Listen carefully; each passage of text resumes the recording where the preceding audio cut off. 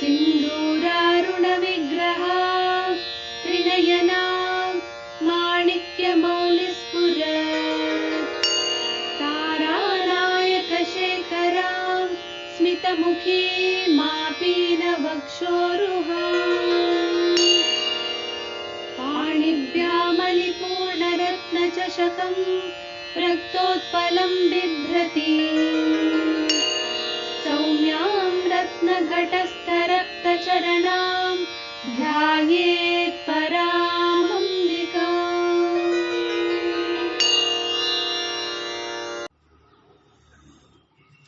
ತಾಯಿ ಸರ್ವಾರುಣ ಆಗಿ ಸಕಲ ಜೀವಕೋಟಿಗಳ ಸಂರಕ್ಷಕಳಾಗಿ ಹೇಗೆ ಅಗ್ನಿ ಸೂರ್ಯ ಚಂದ್ರಾದಿಗಳ ರೂಪದಲ್ಲಿ ರಕ್ತವರ್ಣ ಕೋಮಲವರ್ಣ ಮೃದುವರ್ಣಾದಿಗಳಿಂದ ಕೂಡಿ ಇದ್ದಾಳೆ ಅನ್ನೋದನ್ನು ಭಾವಿಸ್ಕೊಳ್ತಾ ಅಂಥ ದೇವಿ ತಾನು ಅನವದ್ಯ ಅಂಗಿ, ಯಾವುದೇ ವಿಧವಾದಂಥ ದೋಷ ಇಲ್ಲ, ನಿರ್ದುಷ್ಟವಾದ ಶರೀರ.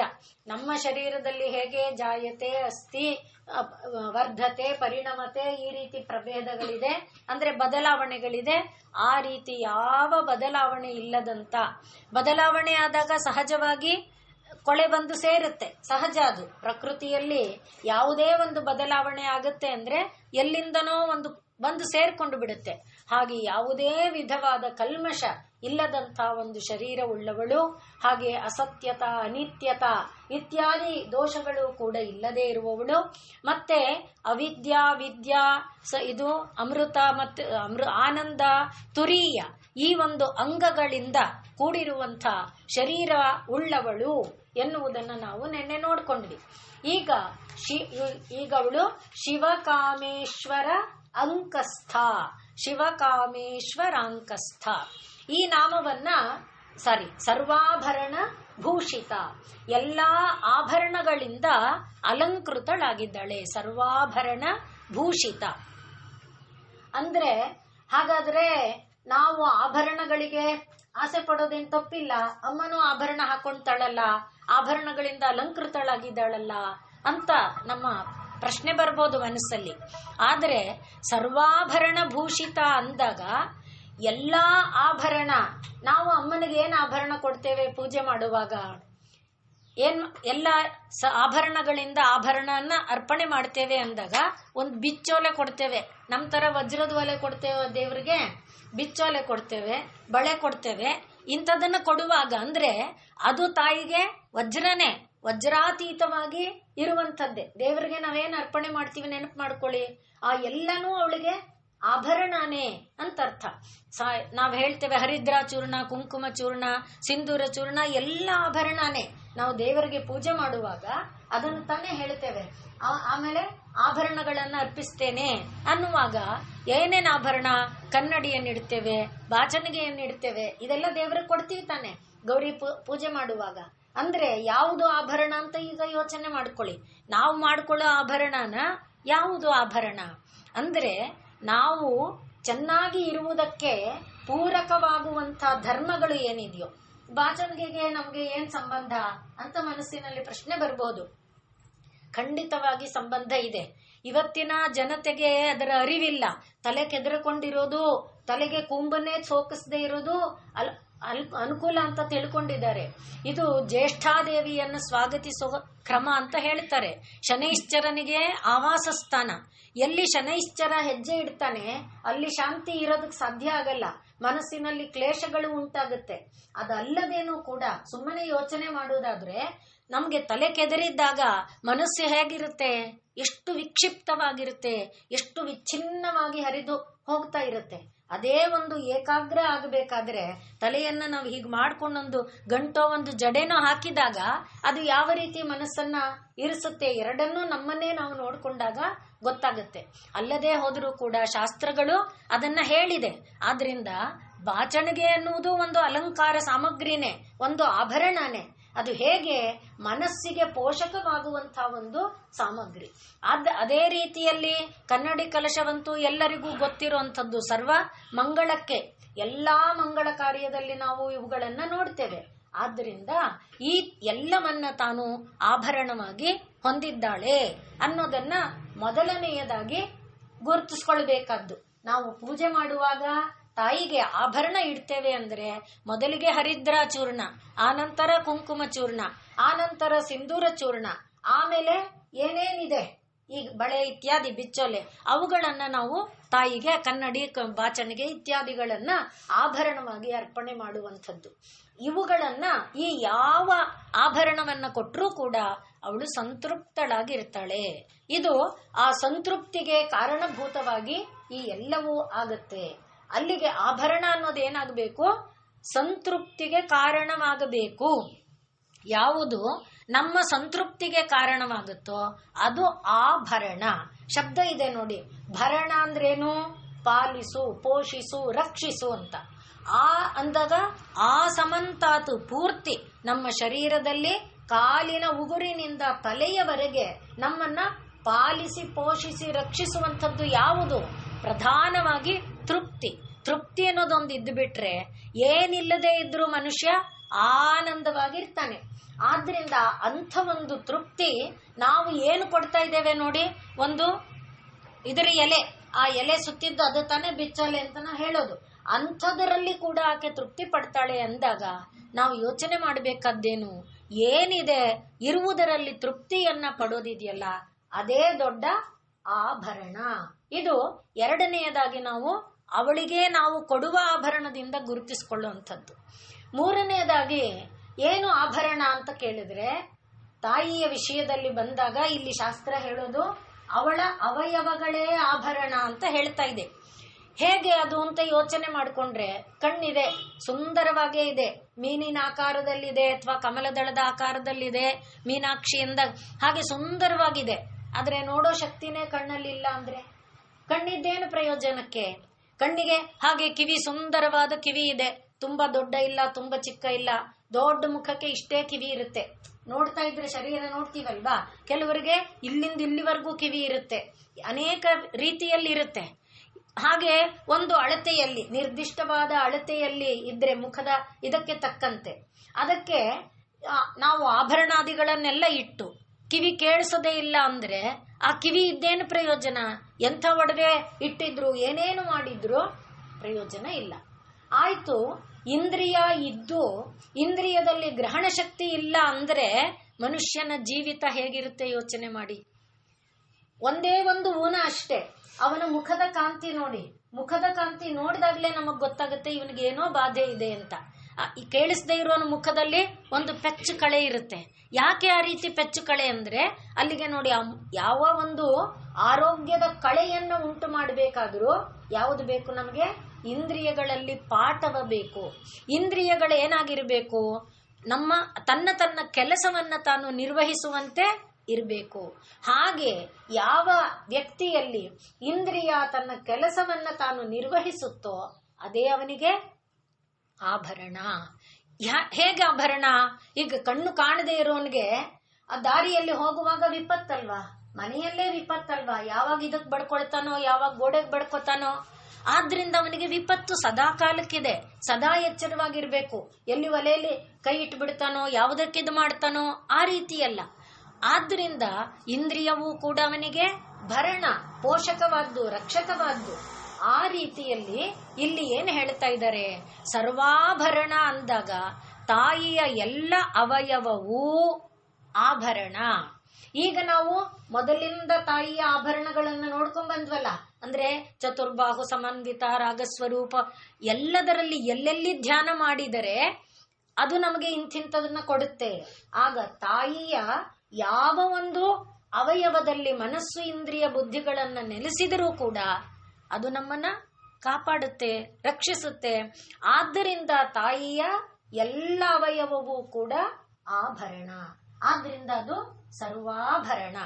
ಹೀಗೆ ಮೂರನೆಯದಾಗಿ ನಾವು ತಾಯಿಯ ಯಾವುದೇ ಇಂದ್ರಿಯವಾಗಿದ್ದರೂ ಕೂಡ ನಮ್ಮ ಶರೀರದಲ್ಲಿ ನಮ್ಮ ಇಂದ್ರಿಯಗಳು ಕೆಲಸ ಮಾಡ್ತಾ ನಮ್ಮ ಶರೀರವನ್ನ ಹೇಗೆ ರಕ್ಷಿಸುತ್ತೆ, ಹಾಗೆ ತಾಯಿಯ ದಿವ್ಯ ಮಂಗಳ ವಿಗ್ರಹದಲ್ಲಿರುವಂಥ ದಿವ್ಯವಾದ ಅವಯವಗಳು ನಮ್ಮ ರಕ್ಷಣೆಗೆ ಇದೆ.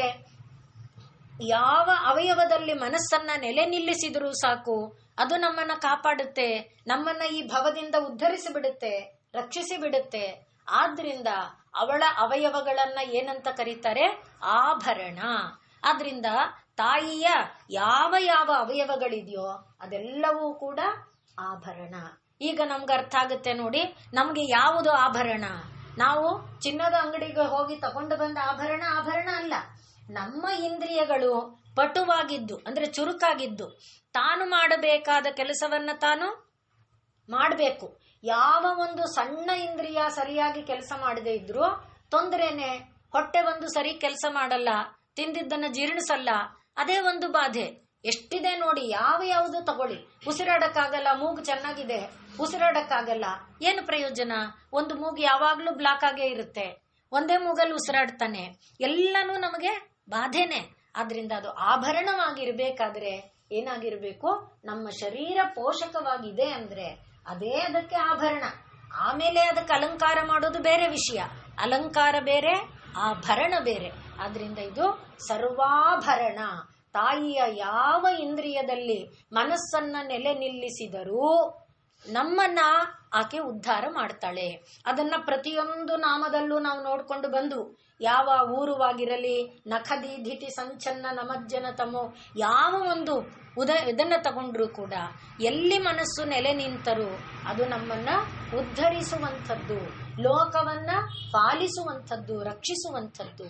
ಹಾಗಾಗಿ ಸರ್ವಾಭರಣ ಭೂಷಿತ, ಸಕಲ ಅವಯವಗಳೂ ಕೂಡ ಅಲಂಕಾರಿಕವಾಗಿ ಅಂದ್ರೆ ಸರ್ವ ವಿಶ್ವವನ್ನ ರಕ್ಷಿಸುವಂತಹುದಾಗಿ ಯಾವ ತಾಯಿಯಲ್ಲಿದೆಯೋ ಅವಳು ಸರ್ವಾಭರಣ ಭೂಷಿತ. ಮತ್ತೆ ತಾಯಿಯ ಆಭರಣಗಳಿದೆಯಲ್ಲ, ಇದನ್ನು ಕೂಡ ಕಾಳಿಕಾ ಪುರಾಣದಲ್ಲಿ ತಾಯಿಯ ಕಾಲಿನಿಂದ ತಲೆಯವರೆಗೆ 40 ವಿಧವಾದ ಆಭರಣಗಳನ್ನ ವರ್ಣಿಸುತ್ತೆ. ಯಾವುದು? ಕಾಳಿಕಾ ಪುರಾಣ ಆಭರಣಗಳನ್ನೇ ವರ್ಣಿಸುತ್ತೆ. ಆ ಆಭರಣ, ಒಂದೊಂದು ಆಭರಣವೂ ಕೂಡ ಒಂದು ಮಂತ್ರ ಸ್ವರೂಪ ಆಭರಣ ಅಂತ ಹೇಳ್ತಾರೆ. ಆದ್ರಿಂದ ಈಗ ಆ ಆಭರಣ ಅಂದಾಗ ಈಗ ಮಂತ್ರ, ಆಭರಣ, ಆಭರಣ, ಮಂತ್ರ. ಮಂತ್ರ ಅಂದ್ರೇನು? ನಮ್ಮನ್ನ ರಕ್ಷಿಸೋದು. ತ್ರ ಅಂದ್ರೆ ರಕ್ಷಿಸೋತ್ತಾನೆ. ಆದ್ರಿಂದ ಯಾವುದು ನಮ್ಮನ್ನ ರಕ್ಷಿಸುತ್ತೋ ಅದು ಆಭರಣ. ಈಗ ನಾವು ಹಾಕೊಂಡಿದ್ದು ದಾರಿಲಿ ಹೋಗುವಾಗ ನಮ್ಮನ್ನು ರಕ್ಷಿಸುತ್ತಾ ಭಯ ಪಡಿಸ್ತಾ ಇರುತ್ತೆ. ಯಾರು ಬಂದ್ನೋ ಬೀದಿಲಿ ನಾವು ಒಬ್ಳೇ ಇದ್ದೀನಲ್ಲ, ಯಾರಾದ್ರೂ ಇರೋ ಜಾಗಕ್ಕೆ ಬೇಗ ಬೇಗ ಸೇರ್ಕೋಬೇಕು, ಅದಲ್ಲ. ಇಲ್ಲಿ ಯಾವುದು ನಮ್ಮನ್ನ ರಕ್ಷಿಸುತ್ತೋ ಅದು ಆಭರಣ. ಆದ್ರಿಂದ ತಾಯಿಯ ಆಭರಣಗಳೆಲ್ಲವೂ ಮಂತ್ರ ಸ್ವರೂಪವಾಗಿದೆ ಅಂದ್ರೆ ನಮ್ಮ ಸಂರಕ್ಷಕವಾಗಿದೆ. ಅಲ್ಲಿ ಆಭರಣನೂ ಸಂರಕ್ಷಕ, ಮಂತ್ರನೂ ಸಂರಕ್ಷಕ. ಆದ್ರಿಂದ ಮಂತ್ರ ಮತ್ತು ಆಭರಣ ಎರಡೂ ಕೂಡ ನಮ್ಮ ರಕ್ಷಕಗಳಾಗಿದೆ. ಆ ದೃಷ್ಟಿಯಲ್ಲಿ ತಾಯಿಯನ್ನ ತಲೆಯಿಂದ ಕಿರೀಟದಿಂದ ಪಾದದವರೆಗೆ ಅಲಂಕಾರ ಮಾಡಿದ್ದಾರೆ. ನಾವೇ ನೋಡಿದ್ವಲ್ಲ, ಅವಳು ಕನಕಾಂಗದ ಕೇಯೂರ ಕಮನೀಯ ಭುಜಾನ್ವಿತ, ಈ ರೀತಿಯಲ್ಲ ಅವಳ ಒಂದೊಂದು ಅವಯವಗಳಲ್ಲಿರುವಂತಹ ಆಭರಣಗಳು ಮಂತ್ರ ಸ್ವರೂಪಗಳಾಗಿದೆ. ಆ ಆಭರಣಗಳನ್ನ ಧ್ಯಾನ ಮಾಡಿದ್ರೆ ಮಂತ್ರ ಧ್ಯಾನ ಮಾಡಿದಂತೆ, ಮಂತ್ರನೇ ನಮ್ಮನ್ನ ಒಲಿದಂತೆ. ಇಲ್ಲೂ ಕೂಡ ನೋಡಿ, ನಮ್ಮ ಋಷಿಗಳ ಅಥವಾ ಅನುಭವಿಗಳ ಯೋಗಿಗಳ ಒಂದು ಕಾರುಣ್ಯ ಇದು. ಯಾಕೆಂದ್ರೆ ಭೌತಿಕವಾದ ಮನಸ್ಸು ನಮ್ದು, ನಮ್ಮ ಮನಸ್ಸು ಲೋಕದಲ್ಲಿರುವುದನ್ನ ಆಶ್ರಯಿಸುತ್ತೆ. ಆದ್ರಿಂದ ಅವ್ರ ವಾಲಿ ಎಷ್ಟು ಚೆನ್ನಾಗಿದೆ, ಅವ್ರ ನೆಕ್ಲೆಸ್ ಎಷ್ಟು ಚೆನ್ನಾಗಿದೆ ಆಸೆ ಪಡುತ್ತೆ. ದೇವಸ್ಥಾನಕ್ಕೆ ಹೋದ್ರು ನಾವು ಬಂದ್ರೆ ಏನ್ ಹೇಳ್ತೀವಿ? ಎಷ್ಟು ಚೆನ್ನಾಗಿ ಅಲಂಕಾರ ಮಾಡಿದ್ರು ಗೊತ್ತಾ ದೇವರಿಗೆ, ಆ ಹಾರನ ಹೇಳ್ತೀವಿ ತಾನೆ. ಆ ಕಿರೀಟ, ದೇವ್ರಿಗೆ ಹಾಕಿರೋ ಹಾರ, ಅದರಲ್ಲಿ ಶ್ರೀನಿವಾಸ ತಿರುಪತಿ ಇದಾನಲ್ಲ, ಅವನ ಆಭರಣಗಳನ್ನ ವರ್ಣನೆ ಮಾಡಿದ ಅಂದ್ರೆ ನಮ್ಮ ಮನಸ್ಸು ಎಲ್ಲಿ ನೆಲೆ ನಿಲ್ಲುತ್ತೆ? ಅದರಲ್ಲಿ ಆನಂದ ಪಡುತ್ತಲ್ವಾ? ಅದರಲ್ಲಿ ಆನಂದ ಪಡ್ತಾನಾದ್ರೂ ದೇವರ ಕಡೆಗೆ ಮನಸ್ಸನ್ನ ತಿರುಗಿಸ್ಬೇಕು. ಅದು ನಮಗೆ ಮಂತ್ರ ಆಗಬೇಕು. ಅದನ್ನ ತಿಳ್ಕೊಂಡೆ ಇಲ್ಲಿ ಹೇಳ್ತಾ ಇದ್ದಾರೆ ಸರ್ವಾಭರಣ ಭೂಷಿತ. ಯಾವುದೇ ಒಂದು ಆಭರಣವನ್ನ ನೀನಲ್ಲ ಗಮನಿಸಿದ್ರೂ ಕೂಡ ಅದು ಮಂತ್ರ ಸ್ವರೂಪ. ಮಂತ್ರ ಸ್ವರೂಪವಾಗಿ ಆ ಆಭರಣ ಧ್ಯಾನ ನಿನ್ನನ್ನ ಕಾಪಾಡುತ್ತೆ, ನಿನ್ನನ್ನ ರಕ್ಷಿಸುತ್ತೆ. ಆದ್ರಿಂದ ಲೌಕಿಕವಾದ ಕಾಮನೆ ಉಳ್ಳವರಿಗೂ ಕೂಡ ಇದು ಒಂದು ಅಭಯ. ಆ ಮಂತ್ರವನ್ನ ಸ್ಮರಣೆ ಮಾಡಿದರೆ, ಆಭರಣವನ್ನ ಸ್ಮರಣೆ ಮಾಡಿದರೆ ಮಂತ್ರ ಸ್ವರೂಪವಾಗಿ ಅದು ನಮ್ಮ ರಕ್ಷಕವಾಗತ್ತೆ. ಹೀಗೆ ಆ ತಾಯಿಯ ಆಭರಣಗಳಲ್ಲಿ ಇನ್ನೂ ಇದೆ, ಆಧ್ಯಾತ್ಮಿಕ ಶಕ್ತಿ ಇದೆ. ತಾಯಿಯ ಆಭರಣಗಳನ್ನ ನಾವು ಗಮನಿಸ್ತಾ ಇದ್ರೆ ಅದರಲ್ಲಿ ಆಧ್ಯಾತ್ಮಿಕ ಶಕ್ತಿ ಇದೆ. ಮತ್ತೆ ಆಭರಣವನ್ನ ನೋಡ್ತಾ ಇದ್ರೆ ನಿಜವಾಗಿ ಆನಂದ ಆಗತ್ತೆ. ದೇವರ ಮೇಲಿನ ಆಭರಣಗಳನ್ನ ನೋಡ್ತಾ ಇದ್ರೆ ಆನಂದ ಉಂಟಾಗತ್ತೆ. ಆನಂದ ಎಲ್ಲಿದೆ ಅಲ್ಲಿ ಆರೋಗ್ಯ ಇದೆ. ಆರೋಗ್ಯ ಆನಂದ ಜೊತೆಯಲ್ಲಿರುತ್ತೆ. ಆನಂದ ಇದ್ದ ಜಾಗದಲ್ಲಿ ಆರೋಗ್ಯ, ಆರೋಗ್ಯ ಇದ್ದ ಜಾಗದಲ್ಲಿ ಆನಂದ. ಆದ್ರಿಂದ ತಾಯಿಯ ಈ ಆಭರಣಗಳು ಸರ್ವಾಭರಣ ಭೂಷಿತ ಅಂದಾಗ ಆಧ್ಯಾತ್ಮಿಕ ಶಕ್ತಿಯನ್ನ, ಆನಂದವನ್ನ, ಆರೋಗ್ಯವನ್ನ, ಆತ್ಮತತ್ವ ಪ್ರಕಾಶ ಶಕ್ತಿಯನ್ನ ಹೊಂದಿರುವಂಥದ್ದು ಏನಿದೆಯೋ ಅದನ್ನ ಸರ್ವಾ ಆಭರಣ ಅಂತ ಕರೀತಾರೆ. ಅಂಥ ಎಲ್ಲ ಆಭರಣಗಳಿಂದ ಅಲಂಕೃತಳಾಗಿರುವವಳು ದೇವಿ, ಸರ್ವಾಭರಣ ಭೂಷಿತ. ಆದ್ರಿಂದ ಇಲ್ಲಿ ನಾವು ತಿಳ್ಕೊಳ್ಬೇಕಾದ್ದೇನು, ದೇವರ ಆಭರಣಗಳನ್ನ ನೋಡಿ ಅಯ್ಯೋ ನಾನೆಂಥ ಮೂಡೆ, ದೇವರನ್ನೇ ನೋಡದೆ ಬಂದೆ, ಬರೀ ಆಭರಣನ ನೋಡದೆ ಬಂದೆ ಅಂತ ಬೇಸರ ಮಾಡ್ಕೊಳ್ಳದೆ ಆಭರಣನ್ನೇ ಮಂತ್ರ ಅಂತ ಭಾವಿಸಿಕೊಂಡಾಗಲೂ ಕೂಡ ಏನಿದೆ ಅಲ್ಲಿರೋದೆಲ್ಲ ಮುಖ್ಯವಾಗಿ ಭಾವನೆ. ಆದ್ರಿಂದ ಭಾವಿಸಿಕೊಂಡಾಗಲೂ ಕೂಡ ನಮಗೆ ದಾಟುವುದಕ್ಕೆ ಅವಕಾಶ ಇದೆ. ತಾಯಿ ಕಾಪಾಡುವುದಕ್ಕೋಸ್ಕರನೇ, ತನ್ನ ಮಕ್ಕಳ ಉದ್ಧಾರಕ್ಕೋಸ್ಕರನೇ ಈ ಎಲ್ಲವನ್ನು ಕೂಡ ಧರಿಸಿಕೊಂಡಿದ್ದಾಳೆ. ಹಾಗಾಗಿ ಸರ್ವಾಭರಣ ಭೂಷಿತ, ಸರ್ವಾರುಣ ಅನವದ್ಯಾಂಗಿ, ಸರ್ವಾಭರಣ ಭೂಷಿತ. ಈಗ ಶಿವಕಾಮೇಶ್ವರ ಅಂಕಸ್ಥ. ಇಲ್ಲಿಯವರೆಗೆ ಸರ್ವಾಭರಣ ಭೂಷಿತವರೆಗೆ ಒಂದು ಘಟ್ಟ ಬಂತು. ಈಗ ತಾಯಿ ಎಲ್ಲ ರೀತಿಯಿಂದ ಸಿದ್ಧ ಆಗಿದ್ದಾಳೆ. ನಮಗೆ ಚಿದಗ್ನಿಯಿಂದ ಬಂದವಳು ಎಲ್ಲ ರೀತಿಯಿಂದ ಅಲಂಕೃತಳಾಗಿದ್ದಾಳೆ. ಅವಳು ಯಾತಕ್ಕೆ ಬಂದಿದ್ದಾಳೆ? ದೇವತೆಗಳೆಲ್ಲರೂ ಸೇರಿ ಯಾಗ ಮಾಡ್ತಾ ಇದ್ದಾರೆ. ಭಂಡಾಸುರನ ಬಾಧೆಯನ್ನ ತಡೆಯಕ್ಕಾಗ್ತಾ ಇಲ್ಲ, ಅಮ್ಮ ನಮ್ಮನ್ನ ಉದ್ಧರಿಸು, ನಮ್ಮನ್ನ ಕಾಪಾಡು ಅಂತ ಕೇಳ್ಕೊಂಡಿದ್ದಾರೆ. ಆದ್ರಿಂದ ಚಿದಗ್ನಿಯಿಂದ ಬಂದಿದವಳು ನನ್ನನ್ನ ಓಲೈಸ್ಲಿ, ನನ್ನನ್ನ ತುತ್ತೂರಿ ಊದಿ ಸಂಭ್ರಮದಿಂದ ಸ್ವಾಗತಿಸ್ಲಿ ಏನಿಲ್ಲ. ನಾ ಬಂದಿರೋ ಕೆಲಸ ಏನು? ಸೀದಾ ಅವಳು ತಾನು ಕೆಲಸಕ್ಕೆ ಹೊರಟ್ಲು. ಆದರೆ ಬ್ರಹ್ಮನಿಗೆ ಇದು ಸರಿ ಅನ್ನಿಸ್ಲಿಲ್ವಂತೆ. ಆದ್ರಿಂದ ಅವನು, ನಿಜ ನೀನ್ ಬಂದಿರೋದೇನೋ ನಮ್ಮ ಸಹಾಯಕ್ಕೇನೆ, ನಾವು ನಿನ್ನನ್ನ ಪ್ರಾರ್ಥನೆ ಮಾಡಿಕೊಂಡು ಪೂರ್ಣಾಹುತಿ ಅರ್ಪಿಸಿ ಕೇಳಿದ್ದೇವೆ, ಅರ್ಪಿಸಿದ ತಕ್ಷಣ ಬಂದಿದೀಯೇ, ಆದ್ರೆ ಅಮ್ಮ ಸ್ವಲ್ಪ ಇರು ಅಂತ ಹೇಳಿದ್ನಂತೆ ಬ್ರಹ್ಮ. ಯಾಕೆ ಅಂದ್ರೆ ನಮ್ಮ ಭಂಡಾಸುರ ಅವನು ಯಾವ ನಗರದಲ್ಲಿದ್ದಾನೆ? ಅವನಿಗೊಂದು ನಗರ ಇದೆ, ಅವನು ನಗರಕ್ಕೆ ರಾಜನಾಗಿದ್ದಾನೆ. ಆದ್ರಿಂದ ನೀನು ಒಂದು ನಗರಕ್ಕೆ ರಾಣಿಯಾಗಬೇಕು ತಾನೆ. ಹಾಗೆ ನೀನು ಹೋಗಬೇಡಮ್ಮ, ನಿನಗೊಂದು ನಾವು ನಗರ ಕಟ್ಕೊಡ್ತೇವೆ ಅಂತ ಬ್ರಹ್ಮ ಹೇಳಿದ್ನಂತೆ. ಆದ್ರಿಂದ ಇವನೇನ್ ಮಾಡ್ದ? ವಿಶ್ವಕರ್ಮನನ್ನ ಕರೆದ. ಮುಂದಿನ ನಾಮ ಶ್ರೀಮನ್ ನಗರ ನಾಯಿಕ ಇದೆಯಲ್ಲ, ನಗರವನ್ನ ಕಟ್ಸದ್ನಂತೆ. ವಿಶ್ವಕರ್ಮನ ಕರೆದು ಆ ನಗರಕ್ಕೆ ಶ್ರೀಮನ್ ನಗರ ಅಂತ ಹೆಸರಿಡ್ಸದ್ನಂತೆ. ಆ ನಗರ ಕಟ್ಟದ. ಆಮೇಲೆ ನಗರ ಕಟ್ಟಿದ ಮೇಲೆ ಒಂದು ಮನೆ, ಚಿಂತಾಮಣಿ ಗೃಹ ಕಟ್ಟಿಸ್ದ. ಆ ಚಿಂತಾಮಣಿ ಗೃಹದೊಳಗೆ ಒಂದು ಸಿಂಹಾಸನನು ಇಟ್ಟ. ಸರಿ, ತಾಯಿ ಉಪಚಾರಕ್ಕೆಲ್ಲ ಕಾಯುವವಳಲ್ಲ, ಕೆಲಸ ಆಗಬೇಕು. ನನ್ನ ಮಕ್ಕಳು ಬಾಧೆ ಪಡ್ತಾ ಇದ್ದಾರೆ, ಬಾಧೆ ನಿವಾರಣೆ ಮಾಡಬೇಕು. ಅದಕ್ಕೆ ಅವಳು ಸೀದಾ ಹೊರಡ್ತಾ ಇದ್ದಾಳೆ. ಅಮ್ಮ ಸ್ವಲ್ಪ ಇರು ಅಂತ ಬ್ರಹ್ಮ ಅವಳನ್ನ ಸಿಂಹಾಸನದವರೆಗೆ ಬಿಡ್ಲಿಲ್ವಂತೆ.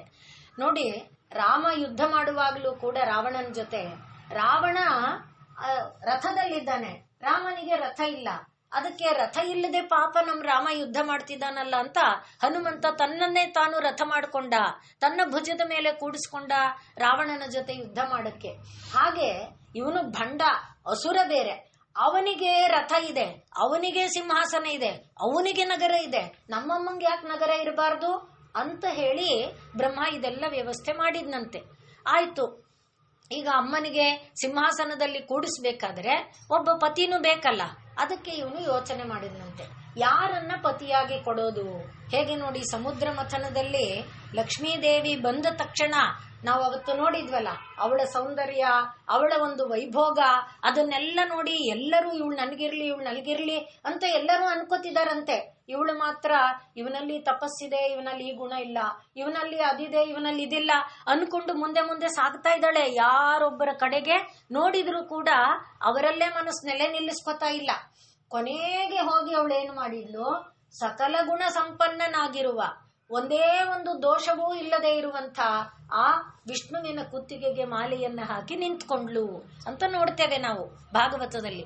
ಹಾಗೆ ಇಲ್ಲಿ ಇವಳಿಗೆ ಯಾರನ್ನ ವರನನ್ನಾಗಿ ಮಾಡೋದು ಅಂತ ಯೋಚನೆ ಮಾಡಿದ್ನಂತೆ. ಶಿವ ಬೇಡಪ್ಪ, ಅವನು ಇವಳು ನೋಡಿದ್ರೆ ಹೇಗಿದ್ದಾಳೆ, ಅನವದ್ಯಾಂಗಿಯಾಗಿದ್ದಾಳೆ, ಮತ್ತೆ ಮಹಾಲಾವಣ್ಯ ಶೇವಧಿಯಾಗಿದ್ದಾಳೆ, ಸರ್ವಾಭರಣ ಭೂಷಿತಳಾಗಿದ್ದಾಳೆ. ಇವಳನ್ ಶಿವನಿಗ ಮೈಯೆಲ್ಲ ಬೂದಿ ಮೆತ್ಕೊಂಡಿದ್ದಾನೆ, ಆಗಿದ್ದಾನೆ, ಹೀಗಿದ್ದಾನೆ, ಸ್ಮಶಾನದಲ್ಲಿರ್ತಾನೆ, ಅವನಿಗೆ ಅಂತ ಕೊಡೋದು ಅಂತ ಇವನಿಗೆ ಮನಸ್ಸು ಒಪ್ಲಿಲ್ವಂತೆ ಬ್ರಹ್ಮನಿಗೆ. ಹಾಗೆ ಅವನು ಯೋಚನೆ ಮಾಡ್ತಾ ಇರುವಾಗ ಶಿವ ಏನ್ ಮಾಡಿದ್ನಂತೆ, ಭಕ್ತರ ಒಂದು ಅಭಿಲಾಷೆಯನ್ನ ನೆರವೇರಿಸೋದು ಪರಮಾತ್ಮನ ಇಚ್ಛೆ. ಅದರಲ್ಲಿ ಕೂಡ ನಾವು ನೋಡಿದ್ದೇವೆ, ಹೇಗೆ ರಾಮನಾಗಿ ಬಂದಾಗ ಸೀತೆಯಾಗಿ ಲಕ್ಷ್ಮಿ ಬಂದ್ಲು, ಕೃಷ್ಣನಾಗಿ ಬಂದಾಗ ರುಕ್ಮಿಣಿಯಾಗಿ ಬಂದ್ಲು, ಇದೆಲ್ಲ ನೋಡ್ತೇವಲ್ಲ. ಹಾಗೆ ಶಿವನೂ ಕೂಡ ಪಾರ್ವತಿ ಯಾವ ಯಾವ ರೂಪವನ್ನ ತಳೀತಾಳೆ, ಆಗ ಅವನೂ ಬೇರೆ ಬೇರೆ ರೂಪಗಳು ತಳ್ಕೊಂಡು ಬರ್ತಾನೆ. ಕಾಮಾಕ್ಷಿಯಾಗಿ ಬಂದ್ರೆ ಏಕಾಂಬರೇಶ್ವರ, ಮೀನಾಕ್ಷಿಯಾಗಿ ಬಂದ್ರೆ ಸುಂದರೇಶ್ವರ, ಹಾಗೆ ಬೇರೆ ಬೇರೆ ರೂಪಗಳಲ್ಲಿ ತಾಯಿ ಬರ್ತಾಳೆ, ಶಿವ ಬರ್ತಾನೆ. ಹಾಗೆ ಈಗ ಇವಳು ಈ ರೀತಿ ಸಿದ್ಧ ಆಗಿದ್ದಾಳಲ್ಲ, ಆಗ ಶಿವ ಏನ್ ಮಾಡಿದ್ನಂತೆ, ಬ್ರಹ್ಮ ಬೇರೆ ಯೋಚನೆ ಮಾಡ್ತಿದ್ದಾನಲ್ಲ, ಸುಂದರನಾಗಿ ಬಂದು ಪಕ್ಕ ನಿಂತ್ಕೊಂಡಂತೆ. ಬ್ರಹ್ಮನ ಪಕ್ಕ ಬಂದ್ ನಿಂತಂತ. ಕರೆಕ್ಟ್ ನೀನೇ ಸರಿ, ಇವಳಿಗೆ ಪತಿ ಆಗಕ್ಕೆ ನೀನೇ ಸರಿ ಅಂತ ಹೇಳಿದ್ನಂತೆ. ಆ ವೇಳೆಗೆ ತಾಯಿ ಕೂಡ ಅವನ ಕುತ್ತಿಗೆಗೆ ಮಾಲೆಯನ್ನ ಹಾಕಿದ್ಲು. ಆಮೇಲೆ ಈಗ ಮನೆ ತುಂಬಿಸ್ಕೊಡ್ಬೇಕಲ್ಲ, ಮನೆ ತುಂಬಿಸೋವಾಗ ಏನ್ ಮಾಡ್ತಾರೆ, ಪತಿಯ ಮಡಿಲಿನಲ್ಲಿ ಕೂಡಿಸ್ತಾರಲ್ಲ ನೋಡಿ, ಶಿವಕಾಮೇಶ್ವರ ಅಂಕಸ್ಥ. ಆ ಕಾಮೇಶ್ವರನ ಮಡಿಲಿನಲ್ಲಿ ಅವಳನ್ನು ಕೂಡಿಸಿದ ಮೇಲೆ ಈಗ ಅವನು ಸಮಾಧಾನ ಆಯ್ತಂತೆ. ಅವರಿಬ್ಬರನ್ನ ತಂದು ಸಿಂಹಾಸನದ ಮೇಲೆ ಕೂಡಿಸ್ಬಿಟ್ಟು ಆ ನಂತರ ಅಮ್ಮ ಈಗ ನೀನ್ ನಮ್ ಕೆಲಸ ಮಾಡು ಅಂತ ಬ್ರಹ್ಮ ಹೇಳ್ದ ಅಂತ ಕಥೆ ಬರುತ್ತೆ ನಮ್ಗೆ. ಕಾಳಿಕಾ ಪುರಾಣ, ಲಿಂಗ ಪುರಾಣ, ಈ ಜಾಗದಲ್ಲೆಲ್ಲ ದೇವಿ ಪುರಾಣ, ದೇವಿ ಭಾಗವತ ಇತ್ಯಾದಿ ಜಾಗಗಳಲ್ಲಿ ಈ ಒಂದು ಅಂಶ ನಮಗೆ ತಿಳಿಸ್ತಾರೆ. ಇನ್ನು ಶಿವ ಅನ್ನುವುದನ್ನ ಸೆಪರೇಟ್ ಮಾಡಿ, ಕಾಮೇಶ್ವರ ಅಂಕಸ್ಥ ಅಂತ ಒಂದು, ಶಿವ ಅನ್ನೋದನ್ನ ಒಂದು ಸೆಪರೇಟ್ ಮಾಡಿ ಎರಡು ರೀತಿಯಲ್ಲಿ ಅರ್ಥವನ್ನ ಹೇಳೋದು ಇದೆ. ಶಿವ ಅಂದಾಗ ಅವನು ನಾವು ಇಲ್ಲಿಯವರೆಗೆ ನೋಡ್ಕೊಂಡು ಬಂದಿದ್ದೇವಲ್ಲ, ಯಾವುದೇ ವಿಧವಾದ ಗುಣಗಳಿಲ್ಲದ ಸೃಷ್ಟಿಯನ್ನ ಮಾಡುವುದಕ್ಕೆ ಮೊದಲು ಪರಬ್ರಹ್ಮ ಅಂತ ಇದಾನಲ್ಲ, ಅವನನ್ನ ಶಿವ ಅಂತ ಹೇಳಿದ್ರೆ ಸರ್ವ ಮಂಗಳಕಾರಕ, ಸರ್ವ ಶುಭದಾಯಕ, ಯಾವಾಗಲೂ ಮುಕ್ತಿ ಮೊದಲಾದವುಗಳನ್ನ ಕರುಣಿಸುವಂಥವನು, ಅದಕ್ಕೆ ಅವನಿಗೆ ಶಿವ. ಈಗ ಯಾವಾಗ ಅವನು ಸೃಷ್ಟಿಯನ್ನ ಮಾಡಬೇಕು ಅಂತ ಸಂಕಲ್ಪ ಮಾಡಿಕೊಂಡಾಗ ಅವನೇನಾದ, ಈ ಕಮನೀಯ ರೂಪವನ್ನ ತಳೆದು ಬಂದ ಅಂದ್ವಲ್ಲ, ಆದ್ರಿಂದ ಅವನನ್ನ ಕಾಮ ಅಂದ್ರೆ ಸುಂದರವಾದ, ಕಾಮ ಅಂದ್ರೆ ಈಗಿಲ್ಲಿ ಆಸೆ ಅಂತ ಅರ್ಥ ಅಲ್ಲ, ಸುಂದರವಾದ ರೂಪ, ಕಮನೀಯವಾದ ರೂಪದಿಂದ ಕೂಡಿದ್ದಾನೆ. ಅವನು ಸಂಕಲ್ಪ ಮಾಡ್ದ ಏನಂತ, ಸೃಷ್ಟಿ ಮಾಡಬೇಕು. ಹಾಗೆ ಸೃಷ್ಟಿ ಮಾಡಬೇಕು ಅಂತ ಸಂಕಲ್ಪ ಮಾಡಿದಾಗ ಆ ಸಂಕಲ್ಪಕ್ಕೆ ಇಚ್ಛಾ ಅಂತ ಹೇಳ್ತಾರೆ. ಹೇಗ್ ಮಾಡಬೇಕು, ಯಾವ ರೀತಿ ಸೃಷ್ಟಿ ಮಾಡಬೇಕು, ಅದು ಜ್ಞಾನ. ಮತ್ತೆ ಆ ಮಾಡಿ ಇಚ್ಛೆ ಮತ್ತು ಜ್ಞಾನಕ್ಕನುಗುಣವಾಗಿ ಕೆಲಸ ಮಾಡ್ತೇವಲ್ಲ, ಅದು ಕ್ರಿಯೆ. ಈ ಮೂರೂ ಸೇರಿದ್ದನ್ನ ಒಂದು ಶಕ್ತಿ. ಆದ್ರಿಂದ ಇಚ್ಛಾಶಕ್ತಿ, ಜ್ಞಾನಶಕ್ತಿ, ಕ್ರಿಯಾಶಕ್ತಿ ಸ್ವರೂಪಿಣಿ. ಈಗ ಈ ಮೂರೂ ಸೇರಿದಾಗ ಅವನೇನಾದ, ಈಶ್ವರ ಅಂತ ಅನ್ನಿಸ್ಕೊಂಡ, ಇದರಿಂದ ಒಡಗೂಡಿದ್ದನ್ನ. ಇದೆಲ್ಲ ಆಧ್ಯಾತ್ಮಿಕವಾದ ಶಬ್ದಗಳು, ಬೇರೆ ರೀತಿಯಲ್ಲಿ ಪೌರಾಣಿಕವಾದ ರೀತಿಯಲ್ಲಿ ಹೇಳ್ತಾ ಇದ್ದಾರಷ್ಟೇ. ಇದನ್ನ ಉಪಾಧಿ ಸಹಿತ ಅಂತ ಹೇಳ್ತಾರೆ. ಉಪಾಧಿ ಸಹಿತನಾದ್ರೆ ಈಶ್ವರ. ಯಾವ ಉಪಾಧಿ ಸಹಿತ ಗೀತೆಯಲ್ಲೆಲ್ಲ ಬರುತ್ತೆ, ಮಾಯಾ ಉಪಾಧಿ ಸಹಿತನಾಗಿದ್ರೆ ಅವನನ್ನ ಈಶ್ವರ ಅಂತ ಕರೀತಾರೆ. ಮಾಯಾತೀತನಾಗಿದ್ರೆ ಅವನನ್ನ ಶಿವ ಅಂತ ಕರೀತಾರೆ. ಈಗ ಯಾವ ಶಿವ ಸರ್ವಲೋಕ ಮಂಗಳಕಾರಕನಾಗಿದ್ದ, ಯಾವ ಶಿವ ಸರ್ವಜೀವಿಗಳಿಗೆ ಅಭಯದಾಯಕನಾಗಿದ್ದ, ಯಾವ ಶಿವ ಸಕಲ ಜೀವಿಗಳನ್ನ ತನ್ನೊಳಗೆ ಲೀನ ಮಾಡಿಸಿಕೊಂಡು ಆನಂದ, ಸಂತೋಷ, ತೃಪ್ತಿ ಇತ್ಯಾದಿಗಳನ್ನ ಕೊಡುವವನಾಗಿದ್ದ, ಅದೇ ಶಿವ ತಾನು ಲೋಕವಾಗಬೇಕು, ತಾನು ಈ ಸೃಷ್ಟಿ ಕಾರ್ಯವನ್ನ ಮಾಡಬೇಕು ಅನ್ನುವ ಬಯಕೆಯನ್ನ ಹೊತ್ತಿದಾಗ, ಸುಂದರವಾದ ಆಕಾರವನ್ನ ತಳೆದಾಗ ಕಾಮನಾದ. ಅವನೇ ಇಚ್ಛಾಶಕ್ತಿ, ಕ್ರಿಯಾಶಕ್ತಿ, ಜ್ಞಾನಶಕ್ತಿಗಳಿಂದ ಒಡಗೂಡಿ ಆ ಶಕ್ತಿತ್ರಯ ಸಂಪನ್ನನಾದಾಗ ಏನಾದ, ಈಶ್ವರ ಅಂತ ಅನ್ನಿಸಿಕೊಂಡ. ಈಗೇನಾಯ್ತು, ಕಾಮ ಈಶ್ವರ. ಯಾರು ಶಿವನೂ ಕಾಮೇಶ್ವರನೂ ಆಗಿದ್ದಾನೋ ಅಂಥ ಶಿವಕಾಮೇಶ್ವರನ ಅಂಕ ಮಡಿಲಿನಲ್ಲಿ ಇರುವವಳು. ಇನ್ನು ಅಂಕ ಅಂದ್ರೆ ಇನ್ನೊಂದು ಅರ್ಥ ಏನಪ್ಪಾ ಅಂದ್ರೆ ಚಿಹ್ನೆ ಅಂತ ಅರ್ಥ. ಅಂಕ ಅಂದ್ರೆ ಚಿಹ್ನೆ, ಒಂದು ಗುರುತು. ತಾಯಿ ಏನು ಕೆಲಸ ಮಾಡಿದ್ರು ಕೂಡ, ಏನು ಕೆಲಸ ಮಾಡಿದ್ರು ನಾನು ಮಾಡ್ತಾ ಇದ್ದೇನೆ ಅಂತ ಇಲ್ಲ. ಯಾರ ಕೆಲಸ ಮಾಡ್ತಾ ಇದ್ದೇನೆ? ಅವನ ಪರಮಾತ್ಮನ ಕೆಲಸವನ್ನ ಮಾಡ್ತಾ ಇದ್ದೇನೆ. ಆದ್ರಿಂದ ಎಲ್ಲದರಲ್ಲಿ ಸೀಲೇನು? ಶಿವ ಶಿವ ಶಿವ ಅಂತ ಯಾವ ಕೆಲಸ ಮಾಡ್ತಾ ಇದ್ರು ಅದರಲ್ಲೆಲ್ಲ ಶಿವನ ಇಚ್ಛೆಯಂತೆ, ಶಿವನ ಆಜ್ಞೆಯಂತೆ, ಶಿವನ ಸಂಕಲ್ಪದಂತೆ ಅಂತ ಅಲ್ಲಿ ಮುದ್ರೆ ಬೀಳ್ತಾ ಇದೆ. ಆದ್ದರಿಂದ ಅಲ್ಲಿ ತಾಯಿ ಸ್ವ ಇಚ್ಛೆಯಿಂದ ಏನನ್ನು ನೆರವೇರಿಸ್ತಾ ಇಲ್ಲ. ಹಾಗಾಗಿ ಶಿವಕಾಮೇಶ್ವರ ಅಂಕ, ಆ ಶಿವಕಾಮೇಶ್ವರನ ಚಿಹ್ನೆಯಿಂದ ಕೂಡಿದ್ದಾಳೆ. ಅವಳು ಮಾಡಿದ ಸೃಷ್ಟಿ ಅದು ಒಂದು ಏನು ಸರೀಸೃಪ ಸೃಷ್ಟಿ ಇರಬಹುದು, ಒಂದು ಗಿಡ ಮರಗಳ ಸೃಷ್ಟಿ ಇರಬಹುದು, ಒಂದು ಬಳ್ಳಿ ಸೃಷ್ಟಿ ಇರಬಹುದು, ಬೆಟ್ಟ ಸೃಷ್ಟಿ ಇರಬಹುದು, ನದಿ ನದಗಳ ಸೃಷ್ಟಿ ಇರಬಹುದು. ಯಾವ ಸೃಷ್ಟಿಯಲ್ಲೂ ಮುದ್ರೆ ಏನಿದೆ? ಶಿವನ. ಅದು ನೋಡಿ ಶಿವಕಾಮೇಶ್ವರ ಅಂಕ. ಹಾಗೆ ಮುದ್ರೆ ಒತ್ತುತ್ತಾ ಅವಳು ನೋಡಿಪ್ಪ ಎಲ್ಲೂ ಪರಮಾತ್ಮ ಇಲ್ಲದಿಲ್ಲ, ಅದನ್ನ ನೆನಪು ಮಾಡ್ಕೊಳ್ಳಿ ಅಂತ ನಮಗೆ ನೆನಪು ಮಾಡಿ ಕೊಡ್ತಾ ಇದ್ದಾಳೆ. ಹಾಗಾಗಿ ಶಿವಕಾಮೇಶ್ವರ ಅಂಕಸ್ಥ, ಶಿವಕಾಮೇಶ್ವರ ಅಂಕಸ್ಥ.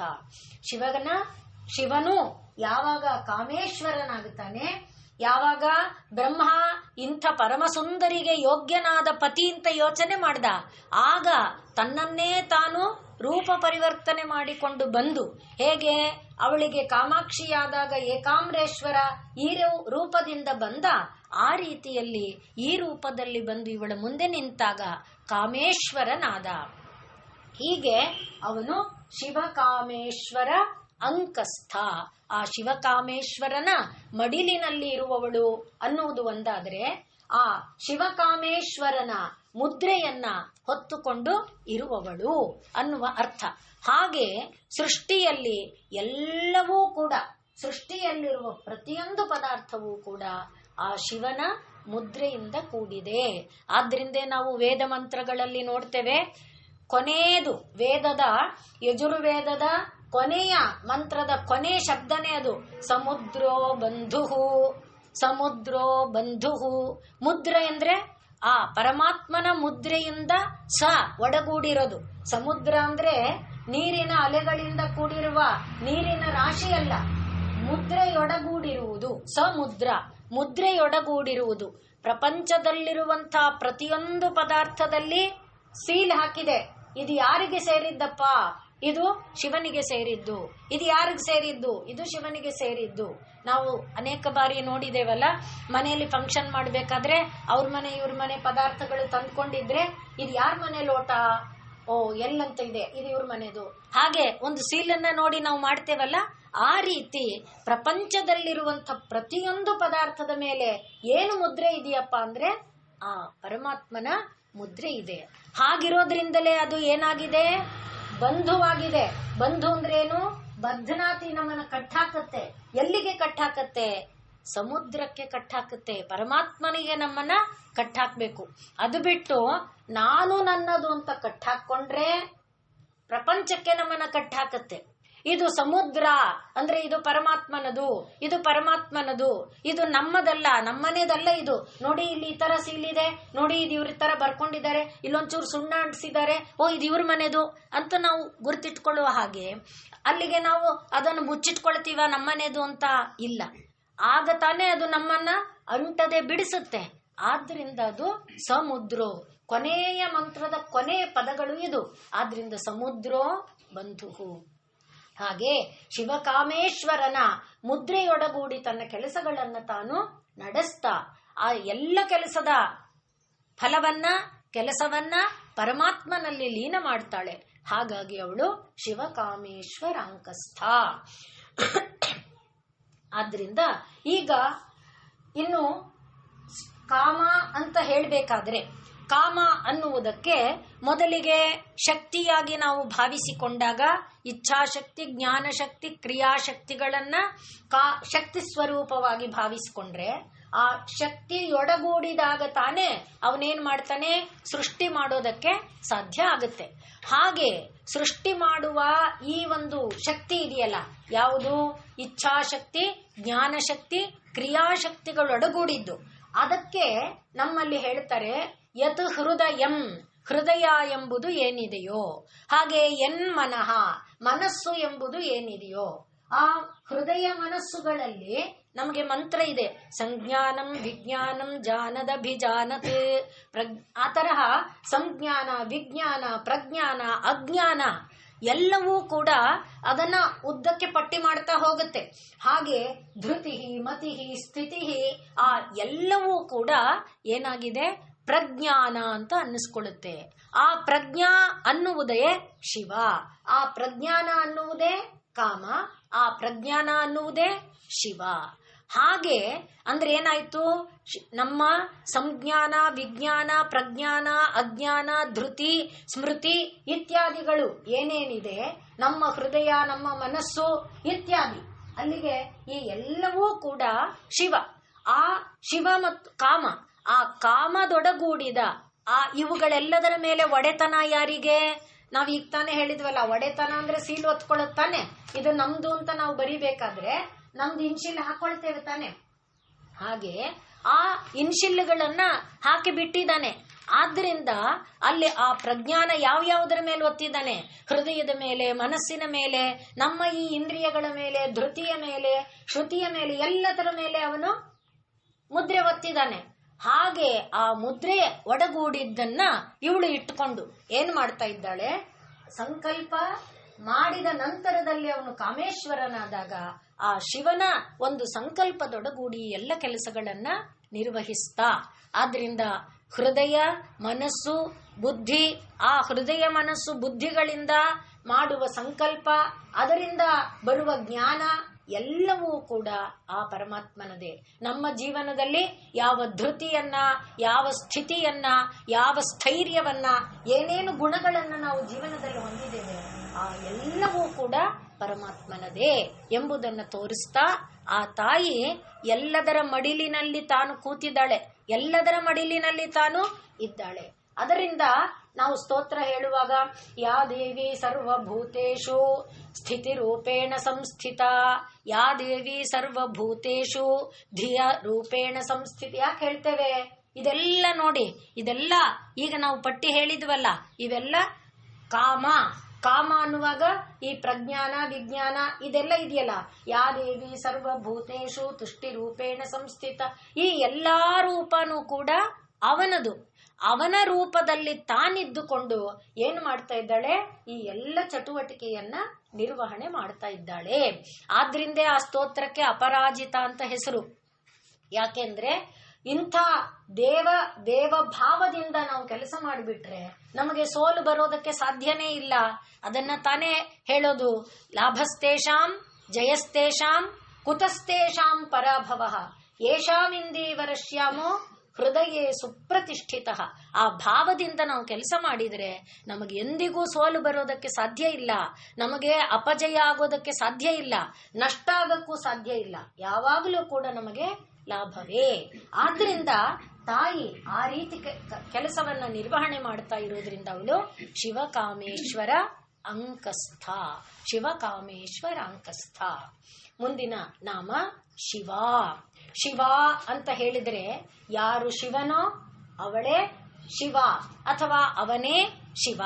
ಶಿವ ಅಂದಾಗ ನಾವೇನು ಹೇಳಿದ್ವಿ, ಮಂಗಳ ಅಂತ ಹೇಳಿದ್ವಿ. ಮಂಗಳಮಯವಾದದ್ದು, ಮೋಕ್ಷದಾಯಕವಾದದ್ದು, ಶಾಂತಿದಾಯಕವಾದದ್ದು, ತೃಪ್ತಿದಾಯಕವಾದದ್ದು, ಇದೆಲ್ಲ ಶಿವ ಎನ್ನುವ ಶಬ್ದಕ್ಕೆ ಇರುವ ಅರ್ಥವಾಗಿ ನಾವು ಹೇಳ್ಕೊಂಡ್ವಿ. ಯಾರು ಶಿವನೋ ಅವನೇ ಅವಳೇ ಶಿವ. ಅಂದ್ರೆ ಅರ್ಥ ಏನಾಯ್ತು, ಶಿವ ಮತ್ತು ಶಿವ ನಡುವಿನಲ್ಲಿ ಭೇದ ಇಲ್ಲ. ಆದ್ರಿಂದಲೇ ನಾವೇನ್ ನೋಡ್ತೇವೆ, ಪರಮಾತ್ಮನಲ್ಲಿ ಅರ್ಧನಾರೀಶ್ವರ ಭಾವವನ್ನ ನೋಡ್ತೇವೆ. ಅಂದ್ರೆ ನಮ್ಮ ಶರೀರದಲ್ಲಿ ಎಡಬಲ ಅಂತ ನೋಡ್ತೀವ, ಎಡಗೈಗೆ ತಾನೇ ಏಟಾಗಿದೆ ಹೋಗ್ಲಿ ಬಿಡು ಅಂತ ಬಿಡ್ತೇವಾ? ಎಡಗೈ ಕಿರುಬೆರಳಿಗೆ ಮಾತ್ರ ಏಟಾಗಿದೆ ಅಂತ ಸುಮ್ಮನಾಗ್ತೇವಾ? ಇಲ್ಲ, ಬರೀ ಉಗುರಿಗೆ ತಾನೇ ಅಂತೇವಾ? ಎಲ್ಲೇ ಆಗಿದ್ರೂ ಕೂಡ ಬಲವನ್ನ ಎಷ್ಟು ಪ್ರಧಾನವಾಗಿ ನೋಡ್ತೇವೆ ಅಷ್ಟೇ ಪ್ರಧಾನವಾಗಿ ಎಡವನ್ನು ನೋಡ್ತೇವೆ. ಬಲವೂ ನಮ್ಮ ಶರೀರದ ಅಂಗವೇ, ಎಡವೂ ನಮ್ಮ ಶರೀರದ ಅಂಗವೇ. ಅಂದ್ರೆ ಶಿವನಿಗೆ ಎಷ್ಟು ಪ್ರಾಶಸ್ತ್ಯವೋ ಶಿವೆಗೂ ಕೂಡ ಅಷ್ಟೇ ಪ್ರಾಶಸ್ತ್ಯ ಅನ್ನುವುದನ್ನ ತೋರಿಸಿ ಕೊಡ್ತಾ ಶಿವ ಎಂಬ ನಾಮವನ್ನ ಹೇಳ್ತಾ ಇದ್ದಾರೆ. ಈಗ ಯಾರು ಶಿವಕಾಮೇಶ್ವರನ ಮಡಿಲಿನಲ್ಲಿ ಕೂತ್ಕೊಂಡ್ಲಲ್ಲ, ಇದು ಕಥಾಭಾಗಕ್ಕೆ ಬಂದ್ರೆ ಮದುವೆ ಮಾಡಿಕೊಟ್ಟಾಯ್ತು, ಮನೆ ತುಂಬಿಸುವಾಗ ವರನ ಮಡಿಲಿನಲ್ಲಿ ಕೂಡಿಸಾಯ್ತು. ಹಾಗೆ ಕೂಡಿಸಿದಾಗ ಏನ್ ಮಾಡ್ತಾರೆ, ಇವತ್ತಿಗೆ ಆ ಪದ್ಧತಿ ಹೋಗಿದೆ. ಏನ್ ಮಾಡ್ತಾರೆ, ಗೋತ್ರ ಬದಲು ಮಾಡ್ತಾರೆ, ಹೆಸರು ಬದಲು ಮಾಡ್ತಾರೆ. ಈಗ ಇವಳಿಗೆ ಏನಪ್ಪ ಹೆಸರು ಕೊಟ್ರು ಅಂದ್ರೆ ಶಿವ ಅಂತ ಹೆಸರು ಕೊಟ್ರಂತೆ. ಶಿವಕಾಮೇಶ್ವರ ಅಂಕಸ್ಥನ ಆದ್ಮೇಲೆ ಹೆಸರೇನು ಮಾಡಿದ್ರು ಅಂದ್ರೆ ಶಿವ ಅಂತ ಹೆಸರಿಟ್ರು. ಈಗ ಇವಳು ಹಿಮವಂತನ ಗೋತ್ರಕ್ಕೆ ಸೇರ್ಲಿಲ್ಲ, ಈಗ ಇವನ ಗೋತ್ರಕ್ಕೆ ಸೇರಿದ್ಲು. ಹಾಗೆ ನಾಮಕರಣ ಮಾಡಿದ್ರು. ಇದು ಕಥಾಭಾಗ, ಪುರಾಣದಲ್ಲಿ ಬರುವ ಕಥಾಭಾಗ. ಲಲಿತಾ ಉಪಾಖ್ಯಾನದಲ್ಲೂ ಕೂಡ ಇದೇ ತರ ಕಥೆ ಬರುತ್ತೆ. ಈಗ ಶಿವ ಅಂತ ಅವಳಿಗೆ ಹೆಸರಿಟ್ಟ ಮೇಲೆ ಅವಳು ಏನಾಗಿದ್ದಾಳೆ ಅಂತ ಕೇಳಿದ್ರೆ, ಹೇಗೆ ಬೆಂಕಿ ಅಂದ ಕೂಡ್ಲೆ ನಮಗೆ ಏನಾಗತ್ತೆ, ಸುಡುತ್ತೆ ಅನ್ಸುತ್ತೆ.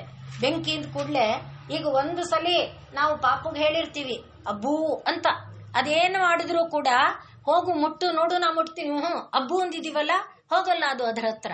ಹಾಗೆ ಬೆಂಕಿ ಅಂದ ಕೂಡ್ಲೆ ಅದು ಸುಡುತ್ತೆ, ಚಂದ್ರ ಅಂದ ಕೂಡ್ಲೆ ತಣ್ಣಗಿದ್ದಾನೆ, ನೀರು ಅಂದ ಕೂಡ್ಲೆ ತಂಪುಗಿದೆ ಅಲ್ವಾ. ಹೀಗೆ ಒಂದು ವಸ್ತುವನ್ನ ಹೇಳ್ತಾ ಇದ್ದಾಗೆ ಅದರ ಜೊತೆನಲ್ಲೇ ಅದರ ಧರ್ಮ ಇಟ್ಕೊಂಡಿದ್ದೇವಲ್ವಾ, ಅದನ್ನ ಬಿಟ್ಟದಿಲ್ಲ. ಆದ್ರಿಂದಲೇ ಯಥಾಗ್ನೇಹೆ ದಾಹಿಕಾ ಶಕ್ತಿ ಅಂತ ಹೇಳ್ತಾರೆ. ಅಗ್ನಿಯಲ್ಲಿ ಸುಡುವ, ಅಗ್ನಿ ಅಂದ ಕೂಡ್ಲೆ ಅಗ್ನಿ ಜೊತೆಯಲ್ಲೇ ಸುಡುವ ಶಕ್ತಿ ಹೇಗೋ, ಶಿವ ಅಂದ ಕೂಡ್ಲೆ ಶಿವೆ, ಶಿವೆ ಅಂದ ಕೂಡ್ಲೆ ಶಿವ. ಇವರಿಬ್ಬರ ನಡುವಿನಲ್ಲಿ ಪ್ರಭೇದ ಅನ್ನುವುದು ಇಲ್ಲ ಅನ್ನುವುದನ್ನ, ಅಂದ್ರೆ ಇಬ್ಬರೂ ಕೂಡ ಒಂದೇ ಅನ್ನುವ ತತ್ವವನ್ನ ತೋರಿಸೋದಕ್ಕೆ ಅವಳ ಮಡಿಲಿನಲ್ಲಿ ಕೂಡಿಸಿದಾಗ ಶಿವ ಅಂತ ಹೆಸರಿಟ್ರು. ಭೇದ ಇಲ್ಲ. ಶಿವನಿಂದ ನಮಗೇನು ಲಾಭನೋ ಶಿವೆಯಿಂದಲೂ ಕೂಡ ಅದೇ ಲಾಭ ಇದೆ. ಶಿವ ಹೇಗೆ ನಮ್ಮ ಸಂರಕ್ಷಕನಾಗಿದ್ದಾನೋ ಶಿವೆಯೂ ಕೂಡ ಅದೇ ರೀತಿ ನಮ್ಮ ಸಂರಕ್ಷಕಳಾಗಿದ್ದಾಳೆ ಅನ್ನುವ ಧರ್ಮವನ್ನ ತೋರಿಸೋದಕ್ಕೋಸ್ಕರ ಶಿವ ಎಂಬುದಾಗಿ ಅವಳಿಗೆ ನಾಮಕರಣ ಮಾಡಿದ್ರು, ಹೆಸರು ಇಟ್ರು. ಇವಳು ಯಾವಾಗಲೂ ಕೂಡ ಪ್ರಪಂಚ ರೂಪವಾಗಿ, ಈಗ ಕಾಮೇಶ್ವರನ ಅಭಿಪ್ರಾಯಕ್ಕೆ ಅನುಗುಣವಾಗಿ ಇಚ್ಛಾಶಕ್ತಿ, ಜ್ಞಾನಶಕ್ತಿ, ಕ್ರಿಯಾಶಕ್ತಿಗಳಿಂದ ಈ ಸೃಷ್ಟಿಯನ್ನ ಏನು ಮಾಡ್ತಾ ಇದ್ದಾಳೆ, ಆಗ ಅವಳೇನಾಗಿದ್ದಾಳೆ, ಸರ್ವಮಂಗಳ ಮಾಂಗಲ್ಯೇ ಆಗಿದ್ದಾಳೆ. ಅಂದ್ರೆ ಪ್ರಪಂಚವನ್ನ ಶಿವಮಯವನ್ನಾಗಿ ಮಾಡಿ, ಅದು ತಾನೇ ಅಂಕ, ಪ್ರಪಂಚವನ್ನ ಶಿವಮಯವನ್ನಾಗಿ ಮಾಡಿ ಪ್ರಪಂಚದಲ್ಲಿರುವ ಎಲ್ಲವೂ ಕೂಡ ಮಂಗಳ. ಆದ್ರಿಂದ ಶಿವ ಅಂದ್ರೆ ಮಂಗಳ ತಾನೆ, ಸರ್ವ ಮಂಗಳ ಮಾಂಗಲ್ಯ ಆಗಿದ್ದಾಳೆ. ಅದೇ ಇವಳು ಸೃಷ್ಟಿಯನ್ನ ನಿಲ್ಲಿಸಿ ಶಿವನೊಳಗೆ ಒಂದಾಗಿ ನಿಂತಾಗ, ಒಂದಾಗಿ ಬಿಟ್ಟಾಗ ಅವಳೇನಾಗಿದ್ದಾಳೆ, ಶುದ್ಧ ಸ್ವರೂಪಿಣಿ, ಶುದ್ಧಾತ್ಮ ರೂಪಳಾಗಿ, ಶುದ್ಧ ಶಿವರೂಪಿಣಿಯಾಗಿ ಅವಳು ನೆಲೆ ನಿಂತಿರ್ತಾಳೆ. ಆದ್ರಿಂದಲೇ ಇವಳಿಗೆ ಸದಾಕಾರ. ಇವಳ ಒಂದು ಶಿವ ಅನ್ನುವಾಗ ಅರ್ಥ ಏನಪ್ಪಾ ಅಂದ್ರೆ ಸದಾಕಾರ, ಸತ್ತಾದ ಆಕೃತಿ ಉಳ್ಳವಳು. ಸತ್ತಾದ ಆಕೃತಿ ಅಂದ್ರೇನು, ನಿಜವಾದ ರೂಪ ಅಂತ. ಆವಾಗ ನೋಡಿದ್ವಲ್ಲ ಅನವದ್ಯಾಂಗಿನಲ್ಲಿ ಅಸತ್ಯತ ಅನಿತ್ಯತ, ನಿಜವಾದ ರೂಪ ಅದನ್ನ ಹೊಂದಿರುವಂಥವಳು. ಸತ್ ಅಂದ್ರೆ ಶ್ರೇಷ್ಠವಾದ ಅಂತ ಇನ್ನೊಂದರ್ಥ. ಶ್ರೇಷ್ಠವಾದ ಆಕಾರ. ಯಾವುದು ಶ್ರೇಷ್ಠ, ಯಾವುದು ಅಶ್ರೇಷ್ಠ? ಯಾವುದು ಅಶ್ರೇಷ್ಠ ಇಲ್ಲ. ಯಾಕೆ, ಈಗ ತಾನೇ ನೋಡಿದ್ದೇವೆ ಎಲ್ಲದರಲ್ಲಿ ಶಿವ ಶಿವೆ ಕೂತಿದ್ದಾರೆ. ಆದ್ದರಿಂದ ಇದು ಸದಾಕಾರ. ಪ್ರಪಂಚದಲ್ಲಿ ಏನೇನಿದೆ ಆ ಎಲ್ಲವೂ ಕೂಡ ಸನ್ಮಯವಾದದ್ದು, ಸದ್ಭಾವದಿಂದ ಕೂಡಿರುವಂಥದ್ದು. ಸತ್ತಂದ್ರೆ ಎಕ್ಸಿಸ್ಟೆನ್ಸ್ ಅಂತ, ಇರುವುದು ಅಂತ ನೋಡಿ. ಸತ್ತಂದ್ರೆ ಶ್ರೇಷ್ಠ, ಸತ್ತಂದ್ರೆ ಇರುವುದು, ಸತ್ತಂತ ಹೇಳಿದ್ರೆ ಒಳ್ಳೆಯದು. ಆ ರೀತಿಯಲ್ಲಿ ಇವಳು ಅಂದ್ರೆ ಸತ್ಯವಾಗಿ ಇರುವಂಥದ್ದು. ಆ ಸತ್ಯವಾಗಿ ಇರುವಂಥದ್ದು ಏನಿದೆ ಪ್ರಪಂಚದಲ್ಲಿ, ಪ್ರಪಂಚಾತ್ಮಕವಾಗಿ ಅನೇಕ ಕೋಟಿ ಕೋಟಿ ಕೋಟಿ ಜೀವಗಳಿದೆ. ಆ ಜೀವಗಳೆಲ್ಲ ಏನಾಗುತ್ತೆ, ಕ್ಷಣ ಕ್ಷಣದಲ್ಲಿ ಬದಲಾಗ್ತಾ ಹೋಗುತ್ತೆ, ತನ್ನ ಸ್ವರೂಪವನ್ನ ಬದಲು ಮಾಡ್ಕೊಳ್ತಾ ಹೋಗುತ್ತೆ. ಆದರೆ ಒಳಗಡೆ ಇರೋ ಚೈತನ್ಯ ಮಾತ್ರ ಬದಲಾಗಲ್ಲ. ಶರೀರಕ್ಕೆ ಬಂತು ಏನು, ಕೌಮಾರ, ಬಾಲ್ಯ, ಯೌವನ ಎಲ್ಲ ಬಂದಿದ್ದು ಶರೀರಕ್ಕೆ. ಒಳಗಡೆ ಇರೋ ಚೈತನ್ಯ ಹಾಗೆ ಇರುತ್ತೆ ಅಲ್ವಾ. ದೀಪ ಉರಿತಾ ಇದ್ರೆ ದೀಪದ ಬತ್ತಿಗೆ ಕೊರತೆನೆ ಹೊರತು, ಎಣ್ಣೆಗೆ ಕೊರತೆನೆ ಹೊರತು ಜ್ವಾಲೆಗೆ ಇಲ್ಲ. ಅದೇ ರೀತಿಯಲ್ಲಿ ಆ ಚೈತನ್ಯ ಎಂಬುದು ಸದಾ ಕಾಲಕ್ಕೆ ಇರುತ್ತೆ. ಆದ್ರಿಂದ ಸದಾಕಾರ. ಮತ್ತೆ ಆ ಸದಾಕಾರ ಎನ್ನುವುದಾಗಿ ಏನು ವಿಶ್ವಾತ್ಮಕವಾಗಿದೆ ಅದು ಸದಾನಂದ. ಯಾವಾಗಲೂ ಆನಂದನೇ. ಸದ್ದು ಅಂತ ನಾವು ಭಾವಿಸಿದಾಗ ಮಾತ್ರ. ಇಲ್ಲದೇ ಇದ್ದರೆ ನಮಗದು ದುಃಖ ಕೊಡುತ್ತೆ. ದುಃಖ ಕೊಡೋದಕ್ಕೆ ಮುಖ್ಯ ಕಾರಣ ಇದನ್ನ ಸೇರಿಸಿದಾಗ ಮಾತ್ರ, ನಾನು ನಂದು ಅಂತ ಸೇರಿಸಿದಾಗ ಮಾತ್ರ ಅದು ದುಃಖ ಕೊಡುತ್ತೆ. ಇಲ್ಲದೇ ಇದ್ರೆ ಅದು ದುಃಖ ಕೊಡಲ್ಲ. ಸತ್ತಂತ ಮಾತ್ರ ಭಾವಿಸಿಕೊಂಡಿದ್ರೆ ಅದು ಆನಂದವನ್ನೇ ಕೊಡುತ್ತೆ. ಆದ್ರಿಂದ ಸದಾಕಾರ ಸದಾನಂದ. ಮತ್ತಿನ್ನೇನು, ಸಂಸಾರ ವಿಚ್ಛೇದಕಾರಿಣಿ. ಯಾರು ಸಂಸಾರದ ಒಂದು ಬಂಧನವನ್ನ ನಮಗೆ ಬಿಡಿಸಿ ಬಿಡುತ್ತಾಳೋ ಅವಳನ್ನ ಸಾ ಶಿವ, ಅವಳನ್ನ ಶಿವ ಎಂಬುದಾಗಿ ಕರೀತಾರೆ. ಆದ್ರಿಂದ ಸದಾಕಾರ ಸದಾನಂದ ಸಂಸಾರ ವಿಚ್ಛೇದಕಾರಿಣಿ ಸಾ ಶಿವ ಪರಮಾದೇವಿ.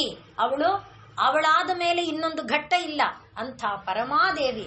ಅವಳು ಹೇಗಿದ್ದಾಳೆ? ಶಿವ ಅಭಿನ್ನ, ಶಿವನಿಗಿಂತ ಭಿನ್ನಳಾಗಿಲ್ಲ. ಶಿವ ಭಿನ್ನ ಶಿವಂಕರಿ. ಅವಳೇನ್ ಮಾಡ್ತಾಳೆ? ಲೋಕಕ್ಕೆ ಮಂಗಳವನ್ನ ಉಂಟು ಮಾಡ್ತಾಳೆ. ಆದ್ದರಿಂದ ಅವಳಿಗೆ ಯಾವಾಗ ಸಿಂಹಾಸನವನ್ನ ಮಾಡಿ ನಗರವನ್ನ ಕಟ್ಟಿ ನಗರದಲ್ಲಿ ಮನೆಯನ್ನ ಕಟ್ಟಿ ಮನೆ ಒಳಗೆ ಸಿಂಹಾಸನ ಸಿದ್ಧ ಮಾಡಿ ಸಿಂಹಾಸನಕ್ಕೆ ಕೂತ್ಕೊಳ್ಳುವ ಮುನ್ನ ಪತಿಯನ್ನ ಕೊಟ್ಟು ಪತಿಯೊಡಗೂಡಿ ಕೂಡಿಸಿದಾಗ ಶಿವ ಅನ್ನುವ ಹೆಸರನ್ನ ಕೊಟ್ಟಾಗ ಏನು ಅಭಿಪ್ರಾಯದಲ್ಲಿ ಕೊಟ್ಟಿದ್ದಾರೆ? ಸದಾಕಾರ ಸದಾನಂದ ಸಂಸಾರ ವಿಚ್ಛೇದಕಾರಿಣಿ ಸಾ ಶಿವ. ಅವಳು ಪರಮಾದೇವಿ ಮತ್ತೆ ಶಿವಾಭಿನ್ನ ಶಿವಂಕರಿ.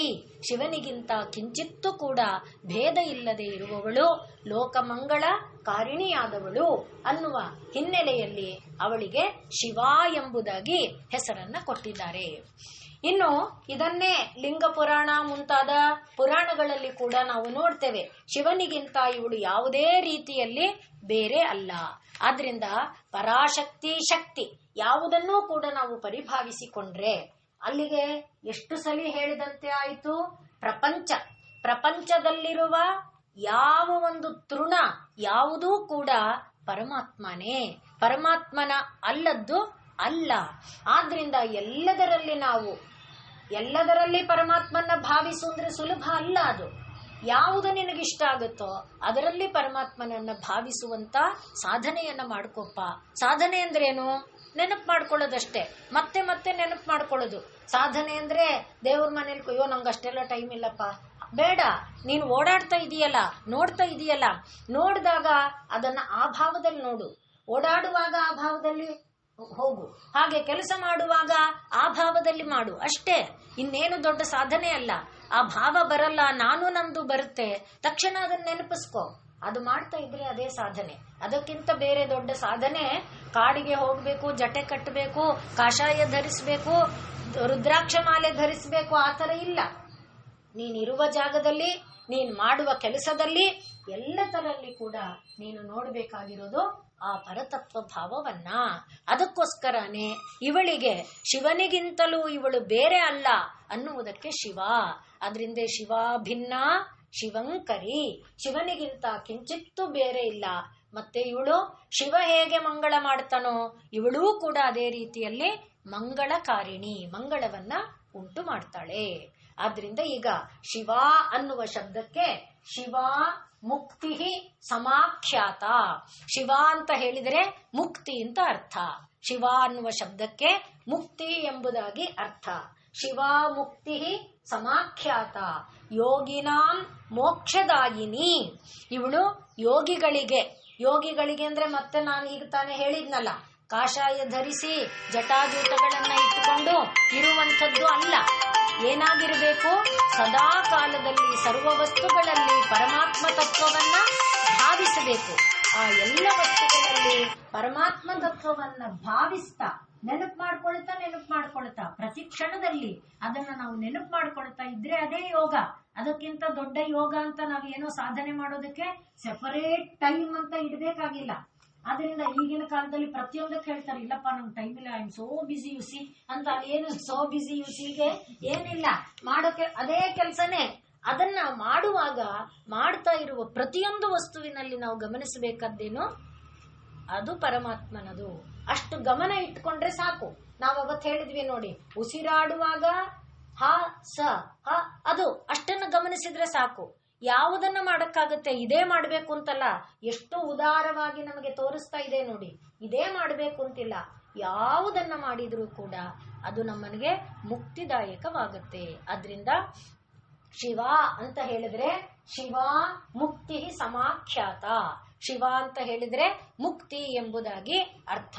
ಅದು ಯಾರಿಗೆ? ಯೋಗಿನಾಂ ಮೋಕ್ಷದಾಯಿನಿ. ಯೋಗಿಯಾದವರಿಗೆ, ಯಾರು ಈ ರೀತಿ ಮನನ ಮಾಡ್ತಾ ಅಭ್ಯಾಸ ಮಾಡ್ತಾ ಇರ್ತಾರೆ, ಅವರಿಗೆ ಅವಳು ಮೋಕ್ಷದಾಯಕಿಯಾಗಿ ಇದ್ದಾಳೆ.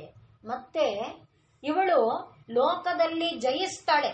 ಈಗ ಇವಳಿಗೆ ಜಯಿಸಕ್ಕೋಸ್ಕರ ತಾನೇ ಇವಳನ್ನ ಸಿಂಹಾಸನದಲ್ಲಿ ಕೂಡಿಸಿದ್ದಾರೆ. ಶಿವಾಯ ಜಯತೆ. ಯಾರ ಶಿವಾಯ? ಲೋಕದ ಶಿವಾಯ. ಲೋಕಕ್ಕೆ ಮಂಗಳ ಉಂಟು ಮಾಡಬೇಕು. ಮತ್ತೆ ಯಾರು ಪರಮಾತ್ಮನನ್ನ ನಂಬಿದ್ದಾರೆ ಅವರಿಗೆ ಜಯವನ್ನ ತೋರಿಸ್ಬೇಕು. ಇಲ್ಲದೆ ಇದ್ರೆ ಯಾರು ದೇವ್ರನ್ನ ನಂಬ್ತಾರೆ? ಹೋಗು, ದೇವ್ರನ್ನ ನಂಬಿ ಏನು ಪ್ರಯೋಜನ ಆಗಿಲ್ಲ ಅಂತ ಬಿಟ್ಟಾಕ್ಬಿಡ್ತಾರೆ. ಆದ್ರಿಂದ ಶಿವಾಯ ಜಯತೆ. ಎಲ್ಲರಿಗೆ ಯಾರು ನಂಬಿದ್ದಾರೆ ಅವರಿಗೆ ಅವಳು ಮಂಗಳವನ್ನ ಕೊಡಬೇಕು, ಜಯವನ್ನ ಕೊಡಬೇಕು. ಅದಕ್ಕಾಗಿ ಅವಳು ಶಿವಾಯ ಜಯತೆ, ಮಂಗಳವನ್ನ ಲೋಕಕ್ಕೆ ಉಂಟು ಮಾಡಕ್ಕೆ, ಮತ್ತೆ ತನ್ನನ್ನ ನಂಬಿದವರಿಗೆ ಜಯವನ್ನ ಕೊಟ್ಟಾಗ ಅವಳಲ್ಲಿ ವಿಶ್ವಾಸ ಬರುತ್ತೆ. ಆದ್ರಿಂದ ಶಿವಾಯ ಜಯತೆ ತಥೋ ದೇವಿ. ಆ ಕಾರಣದಿಂದ ಅವಳನ್ನ ಲೋಕೆ ಶಿವ ಸ್ಮೃತ. ಆದ್ರಿಂದ ಲೋಕದಲ್ಲಿ ದೇವಿಯನ್ನ ಶಿವ ಎಂಬುದಾಗಿ ಕರೀತಾರೆ ಅಂತ ಲಿಂಗ ಪುರಾಣ ದೇವಿ ಪುರಾಣ ಶಿವ ಅನ್ನುವ ನಾಮಕ್ಕೆ ಅರ್ಥ ವಿವರಣೆಯನ್ನ ಕೊಡುತ್ತೆ. ಏನಂತ? ಶಿವ ಮುಕ್ತಿ ಸಮಾಖ್ಯಾತ. ಶಿವ ಅಂದ್ರೆ ಮುಕ್ತಿ ಎಂಬುದಾಗಿ ಹೆಸರು. ಯೋಗಿನಾಂ ಮೋಕ್ಷದಾಯಿನಿ. ಮತ್ತೆ ಅವಳು ಶಿವಾಯ ಜಯತೆ ದೇವಿ ತಥೋಸ. ಆ ಕಾರಣದಿಂದಲೇ ಅವಳನ್ನ ಲೋಕೆ ಶಿವ ಸ್ಮೃತ, ಅವಳನ್ನ ಶಿವ ಎಂಬುದಾಗಿ ಕರೀತಾರೆ. ಹೀಗೆ ಪರಮಾತ್ಮನೂ ಶಿವನು ಬೇರೆಯಲ್ಲ. ಆ ಪರಮಾತ್ಮ ಅಂದ್ರೆ ಪರಬ್ರಹ್ಮ, ಅದೇ ಶಿವ. ಆ ಶಿವನೇ ಶಿವ. ಪರಮಾತ್ಮ ಶಿವ ಪ್ರೋಕ್ತ, ಶಿವ ಶೈವ ಪ್ರಕೀರ್ತಿತ. ಇದೆಲ್ಲ ನಾನು ಕನ್ನಡದಲ್ಲಿ ಹೇಳಿದ್ದಕ್ಕೆ ಶಾಸ್ತ್ರಾಧಾರ ಅಷ್ಟೇ. ಆದ್ರಿಂದ ಪರಮಾತ್ಮ ಮತ್ತೆ ಶಿವ ಎರಡೂ ಬೇರೆ ಅಲ್ಲ. ಅಂದ್ರೆ ಏನಾಯ್ತು? ಆ ದೇವಿನೇ ಪರಬ್ರಹ್ಮ ಸ್ವರೂಪಿಣಿ. ಪರಬ್ರಹ್ಮ ಸ್ವರೂಪಿಣಿ ಎಂಬುದಾಗಿ ಈಗ ಬ್ರಹ್ಮ ಏನು ಮಾಡ್ದ? ಸಿಂಹಾಸನದಲ್ಲಿ ಕೂಡಿಸಿ ಅವಳಿಗೆ ಒಂದು ಕಿರೀಟ ಇಟ್ಟು ಅವಳನ್ನ ಸತ್ಕರಿಸಿ, ಅಮ್ಮ ಇನ್ನು ನೀನು ನಮ್ಮ ಕೆಲಸವನ್ನ ಮಾಡು ಅನ್ನುವಂತೆ. ಯಾಕೆಂದ್ರೆ ಯಾವುದಕ್ಕೂ ಒಂದು ಸ್ಥಾನ ಬೇಕು ತಾನೆ. ಅದಕ್ಕೆ ಒಂದು ಇದನ್ನ ಹೇಳ್ತಾರೆ. ಒಬ್ಬ ರಾಜ ಮಂತ್ರಿ ಇಬ್ರು ಕೂಡ ತುಂಬಾ ಆಪ್ತರಾಗಿದ್ದವರು, ಆತ್ಮೀಯರಾಗಿದ್ದವರು. ಈಗ ಮಂತ್ರಿ ತಾನು ಉದ್ಯೋಗದಿಂದ ನಿವೃತ್ತನಾಗಬೇಕು ಅಂತ ಸಂಕಲ್ಪ ಮಾಡಿಕೊಂಡು ರಾಜನಿಗೆ ಹೇಳಿದಾನೆ, ಸಾಕು ನನಗೆ ವಯಸ್ಸಾಗ್ತಾ ಇದೆ, ನಾನು ಇನ್ನ ಮಂತ್ರಿ ಕೆಲಸ ಮಾಡೋದಿಲ್ಲ ಅಂತ. ಒಂದು ದಿವಸ ಈ ರಾಜ ಆ ಮಂತ್ರಿಯನ್ನ ಭೇಟಿಯಾಗಬೇಕು ಅಂತ ಬಂದ. ಮಂತ್ರಿಗೆ ಹೇಳಿ ಕಳಿಸ್ದ, ಮಂತ್ರಿ ಬರ್ಲಿಲ್ಲ. 2-3 ಸಲ ಹೇಳಿ ಕಳಿಸಿದ್ರು ಬರ್ಲಿಲ್ಲ. ಸರಿ ತಾನೇ ಭೇಟಿಯಾಗೋಣ ಅಂತ ಬಂದ್ರೆ ಇವನು ಪೂಜೆ ಪುರಸ್ಕಾರದಲ್ಲಿ ಮುಳುಗಿದ್ದ, ದೈವ ಸ್ಮರಣೆನಲ್ಲಿ ಇದ್ದ. ಆಗ ಇವನು ಹೇಳ್ದ, ರಾಜ ಅವನು ಬರೋವರೆಗೆ ಬಾಗಿಲಲ್ಲಿ ಕಾಯ್ಕೊಂಡಿದ್ದ. ಬಂದಾಗ ಅವನ ಮುಖದ ಪ್ರಭೆ ಬೇರೆ ಇತ್ತು. ಪೂಜೆ ಮಾಡಿದವರ ಮುಖದ ಕಾಂತಿ ಬೇರೆ ತರ ಇರುತ್ತೆ, ಅದು ನಮಗ್ ಕಾಣುತ್ತೆ. ಹಾಗೆ ಅವನು ಬಂದ ಮುಖ ನೋಡಿ ರಾಜನಿಗೆ ಖುಷಿ ಆಯ್ತು. ಇವನೇನೋ ಪಡ್ಕೊಂಡಿದ್ದಾನಲ್ಲ, ಅದ್ ನನಗ್ ಬೇಕು ಅಂತ ಅನ್ನಿಸ್ತು. ಅದಕ್ಕೆ ರಾಜ ಏನ್ ಮಾಡ್ದ, ಮಂತ್ರಿನ ನನಗೆ ನೀನು ಪಡ್ಕೊಂಡಿರೋದು ಏನೋ ಇದೆಯಲ್ಲ ಮುಖದ ಕಾಂತಿ, ಅದನ್ನ ನನಗ್ ಕೊಡು. ಏನ್ ಮಾಡ್ತಾ ಇದ್ದೆ, ಏನ್ ಸಾಧನೆ ಮಾಡ್ತಿದ್ದೆ? ಆಗ ರಾಜ ಹೇಳಿದ, ಮಂತ್ರಿ ಹೇಳಿದ, ಏನಿಲ್ಲ ನಾನು ಪೂಜೆ ಮಾಡ್ತಾ ಇದ್ದೆ, ದೇವರ ಮಂತ್ರ ಜಪ ಮಾಡ್ತಾ ಇದ್ದೆ, ನಂಗೂ ಕೊಡು. ಇಲ್ಲಪ್ಪ ಅದು ಹಾಗೆ ಯಾರ್ಯಾರೋ ಕೊಡಕ್ ಬರೋದಿಲ್ಲ, ಅದಕ್ಕೊಂದು ಅರ್ಹತೆ ಬೇಕು. ಅದ್ಯಾಕೆ, ನೀನ್ ಯಾಕೆ ಕೊಡಕ್ಕಾಗಲ್ಲ, ನೀನ್ ಕೊಡು ಅಂತ ರಾಜ ಒತ್ತಾಯ ಮಾಡಕ್ ಶುರು ಮಾಡ್ದ. ಆಗ ಮಂತ್ರಿ ಎಷ್ಟೋ ರೀತಿಯಲ್ಲಿ ಹೇಳೋದಕ್ಕೆ ಪ್ರಯತ್ನ ಪಟ್ಟ, ಆದ್ರೆ ರಾಜ ಕೇಳಲೇ ಇಲ್ಲ. ಆಗ ಅವನೇನ್ ಮಾಡ್ದ, ಜೋರಾಗಿ, ರಾಜ ಅಂದ್ರೆ ಒಬ್ನೇ ಬರಲ್ವಲ್ಲ, ಅವನ ಹಿಂದೆ ಆಳು ಕಾಳುಗಳು ಬಂದಿರ್ತಾರಲ್ಲ, ಜೋರಾಗಿ ಆಳು ಕಾಳುಗಳನ್ನ ಕೂಗಿ ಹೇಳ್ದ, ಇವನನ್ನ ಕಟ್ಟಾಕ್ರೋ ಅಂತ ಹೇಳ್ದ, ಬಂಧಿಸಿ ಇವನನ್ನ ಅಂತ ಜೋರಾಗಿ ಹೇಳ್ದ. ಯಾವ ಆಳು ಅಲ್ಲಾಡ್ಲಿಲ್ಲ, ಹೀಗೆ ನಿಂತ್ಕೊಂಡೇ ಇದ್ದಾನೆ. ಎಷ್ಟು ಸಲ ಕಿರ್ಚಿದ್ರು ಆಳು ಬರ್ಲೇ ಇಲ್ಲ. ಇವನು ಈ ರೀತಿ ಮಾಡ್ತಾ ಇರೋದು ನೋಡಿ ರಾಜನಿಗೆ ಸಿಟ್ಟು ಹತ್ತಿತು. ಇವನನ್ನ ಕಟ್ರ ಅಂದ ರಾಜ. ತಕ್ಷಣ ಎಲ್ಲ ಸೈನಿಕರು ಬಂದ್ರು, ಆ ಸಿದನ್ನ ಅಡ್ಡ ಹಾಕಿದ್ರು, ಕಟ್ ಹಾಕಿದ್ರು. ಆಗ ಮಂತ್ರಿ ಹೇಳ್ದ, ಸ್ವಾಮಿ ನೀವು ರಾಜ ಅನ್ನೋ ಪದವಿಯಲ್ಲಿದ್ದೀರಲ್ಲ, ಅದಕ್ಕೆ ನೋಡಿ ಅವ್ರು ನಿಮ್ಮ ಆಜ್ಞೆ ಕೇಳಿದ್ರು. ನಾನು ಹೇಳಿದ್ರೆ ಕೇಳಲಿಲ್ಲ. ಅಂದ್ರೆ ಒಂದು ಮಾತಾಡ್ಬೇಕಾದ್ರೆ ಅದಕ್ಕೊಂದು ಅರ್ಹತೆ ಬೇಕು. ಹಾಗೆ ಒಂದು ಮಂತ್ರವನ್ನ ನಾನು ಕೊಡ್ಬೇಕಾದ್ರೆ ನನಗೊಂದು ಅರ್ಹತೆ ಬೇಕು. ಹೇಗೆ ಈಗ ನಿಮ್ಮ ಆಜ್ಞೆನ ನೋಡಿ ತಕ್ಷಣ ಕೇಳಿದ್ರು, ನಾನೇನು ತಪ್ಪು ಮಾಡಿಲ್ಲ, ಆದ್ರೂ ಕಟ್ರೋ ಅಂದ ತಕ್ಷಣ ಎಲ್ಲ ಸೈನಿಕರು ಬಂದ್ರು, ಇದನ್ನ ಅಡ್ಡ ಹಾಕಿದ್ರು, ಅವನನ್ನ ಹಿಡಿದ್ರು, ಕೈಯಲ್ಲಿ ಬಲವಾಗಿ ಹಿಡಿದ್ರು. ಅದೇ ಮಂತ್ರಿ ಕೂಗುತ್ತಿದ್ದಾನೆ, ಕಟ್ರೋ ಬಂಧಿಸರು ಅಂತ ಏನ್ ಜೋರಾಗಿ ಕೂಗಿದ್ರು ಇಲ್ಲ. ಅಂದ್ರೆ ಅದೇ ರೀತಿಯಲ್ಲಿ ಮಂತ್ರವನ್ನ ಕೊಡಬೇಕಾದ್ರೂ ಅದಕ್ಕೊಂದು ಅರ್ಹತೆ ಬೇಕು. ಆ ಅರ್ಹತೆ ನನಗಿಲ್ಲ, ನೀವು ಗುರುವಿನ ಹತ್ರ ಹೋಗಬೇಕು ಅನ್ನೋದನ್ನ ಮನದಟ್ಟು ಮಾಡಿಕೊಟ್ಟ ಮಂತ್ರಿ. ಹಾಗೆ ಈ ಒಂದು ತಾಯಿಗೆ ಒಂದು ಸ್ಥಾನವನ್ನ ಕಲ್ಪಿಸಿಕೊಟ್ಟು ಆನಂತರ ನೀನು ನಮ್ಮ ಕಾರ್ಯವನ್ನ ಮಾಡಿಕೊಡಮ್ಮ ಅಂತ ಕೇಳೋದಕ್ಕೊಂದು ಅಧಿಕಾರ ಇರುತ್ತೆ, ಅರ್ಹತೆ ಇರುತ್ತೆ ಅನ್ನೋದನ್ನ ಭಾವಿಸಿ ಬ್ರಹ್ಮ ಏನು ಮಾಡ್ದ, ಆಕೆಗೆ ನಗರವನ್ನ ನಿರ್ಮಾಣ ಮಾಡಿ ಮನೆಯನ್ನ ಕಟ್ಟಿ ಮನೆಯಲ್ಲಿ ಸಿಂಹಾಸನ ಇಟ್ಟು ಆಕೆಗೆ ಪತಿಯನ್ನ ಕೊಟ್ಟು ಅದನ್ನೆಲ್ಲ ಮಾಡಿದ ಮೇಲೆ, ಅಮ್ಮ ಈಗ ನೀನು ನಮ್ಮ ಕೆಲಸವನ್ನ ಮಾಡಿಕೊಡು ಅಂದ್ರೆ ಅದು ಗಳಿಸಿದಂತಾಗತ್ತೆ. ಆದ್ರಿಂದ ಈಗ ಶಿವ ಕಾಮೇಶ್ವರಾಂಕಸ್ಥ ಶಿವ ಆಯ್ತು. ಈಗ ಸ್ವಾಧೀನ ವಲ್ಲಭ, ಇದನ್ನೇ ನಾನು ಅವಾಗಲೇ ಹೇಳಿದ್ನಲ್ಲ, ಶಿವ ಎನ್ನುವುದನ್ನ ಬೇರೆ ಮಾಡಿ ಕಾಮೇಶ್ವರಾಂಕಸ್ಥ ಅನ್ನುವುದನ್ನ ಮಾಡಿ ಇಲ್ಲಿ ಶಿವಸ್ವಾಧೀನ ವಲ್ಲಭ ಅಂತ ಮಾಡಿರೋದು ಇದೆ. ಆದ್ರಿಂದ ಮಂಗಳ ಭಾವದಿಂದ ತನ್ನ ಪತಿಯನ್ನ ತಾನು ಅಧೀನ ಮಾಡಿಕೊಂಡಿದ್ದಾಳೆ ಅನ್ನುವುದಾಗಿ. ಇನ್ನ ಶಿವಾನ ಈಗ ನಾವು ಈ ರೀತಿಯಲ್ಲೇ ಇಟ್ಕೊಂಡ್ರೆ, ಈಗ ನೋಡಿರುವಂತೆ ಇಟ್ಕೊಂಡ್ರೆ ಸ್ವಾಧೀನ ವಲ್ಲಭ, ತನ್ನ ವಲ್ಲಭ ಅಂದ್ರೆ ಪತಿಯನ್ನ ಸ್ವಾಧೀನ ತನ್ನ ಅಧೀನದಲ್ಲಿ ಇಟ್ಕೊಂಡಿದ್ದಾಳೆ. ಇದೇ ನಮಗ್ ಬೇಕಾಗಿದ್ದು. ಯಾಕೆಂದ್ರೆ ವಿಮೆನ್ ಇದು ಬರ್ಬೇಕಲ್ಲ, ಎಂಪವರ್ಮೆಂಟ್. ಆದ್ರಿಂದ ನಮಗ ಅದೇ ಬೇಕು ಅನ್ನೋದಲ್ಲ. ನೋಡು ಅವಳು ನನ್ನ ಅಧೀನದಲ್ಲಿ ಗಂಡನ ಇಟ್ಕೊಂಡಿಲ್ವಾ, ನನ್ನ ಅಧೀನದಲ್ಲಿ ಗಂಡ ಇರಬೇಕು. ಇವತ್ತದೇ ತಾನೇ ಗಲಾಟೆ. ಇಲ್ಲಿ ಆ ಅರ್ಥ ಅಲ್ಲ. ನಾವಿಲ್ಲಿ ನೋಡ್ತಾ ಇರೋದೇನ್ ನೋಡಿ, ಶಿವ ಮತ್ತು ಶಿವೆಯಲ್ಲಿ ಅಭೇದ ಅನ್ನೋದೇ ನಾಮದಲ್ಲಿ ತಗೊಂಡಿದ್ದೇವೆ. ಸ್ವಾಧೀನ ವಲ್ಲಭ, ಆ ವಲ್ಲಭ ಅನ್ನುವ ಶಬ್ದವನ್ನ ಗಮನಿಸಿದಾಗ ಹೇಗೆ ಅದು ಸ್ವಾಧೀನ ಆಯಿತು ಅನ್ನೋದು ನಮ್ಮ ಅರಿವಿಗೆ ಬರುತ್ತೆ. ಅದನ್ನ ನಾವು ನಾಳೆ ನೋಡೋಣ.